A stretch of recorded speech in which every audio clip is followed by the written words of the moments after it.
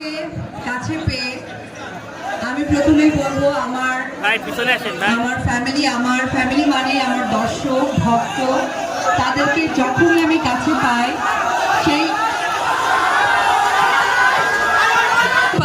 একটু ভাইয়া আমরা একটা কথা শুনি, কারণ সেই ঢাকা থেকে 7 ঘন্টা জার্নি করে এসেছি শুধুমাত্র আপনাদের সাথে কথা বলবো, আপনাদেরকে দেখবো। এতদিন কাজ করেছি, আগামীতে কাজ করব, কারণ আমি শিল্পী, আমার পরিচয় আমি শিল্পী। সেই শিল্পীর পরিচয় দর্শকদের কাছাকাছি আসা, দর্শকদের ভালোবাসা পাওয়া। ধন্যবাদ জানাবো। আমি শুনলাম আপনারা ঠিক 12টা থেকে এখনো পর্যন্ত বসে আছেন, বাইরে প্রচন্ড গরম, তার মাঝেও বসে আছেন। এটা আসলে ভালোবাসার বহিঃপ্রকাশ ছাড়া কিছুই না। আমি বলবো এখানে যারা জনগণ আছেন তাদের উদ্দেশ্যে একটা জোরে করতালি, এবং এখানে যারা আমাদের প্রশাসন ভাইরা আছেন তাদের কাছে আমি কৃতজ্ঞতা জানাই।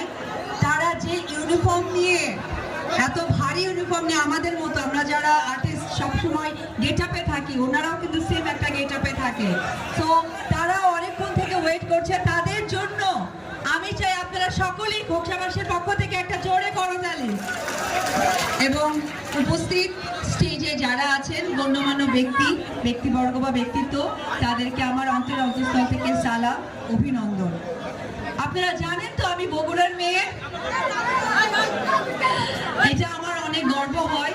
আসলে আমি বাংলাদেশের মেয়ে, তারপরে আমার এলাকা বগুড়ার। আমি রাজবাড়ি এসেছি কিন্তু কখনো খোকসা আসিনি। আমার এই প্রথম আসার সুযোগ হয়েছে, তার জন্য স্পেশাল ধন্যবাদ জানাবো আমার এবং আপনাদের সকলের প্রাণপ্রিয় বড় ভাই রিপন ভাই। এবং রিপন ভাইয়ের জন্য একটা করতালি চাই। রিপন ভাই আপনাদেরকে সেবা করতে চাই, আমি চাইবো সেই সেবার সুযোগ আপনারাই করিয়ে দিবেন, কারণ যে মানুষটা আপনাদের চাওয়া পাওয়া ভালোবাসা আপনাদের কাছে এনে দিতে চায়, আমি মনে করি তার থেকে ভালো মানুষ, বড় মনের মানুষ আর থাকে না।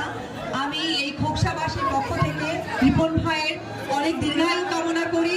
রিপন ভাই ভালো থাকুক, সুস্থ থাকুক, এবং আপনারা যে আশা, যে ভালোবাসা দিয়ে তাকে যে সাপোর্ট দিয়ে যাচ্ছে, এই সাপোর্টের লক্ষ্য যেন অবশ্যই পূরণ করতে পারে। সবাই ভালো থাকবেন, আর পাশাপাশি বাংলা চলচ্চিত্রের সাথেই থাকবেন।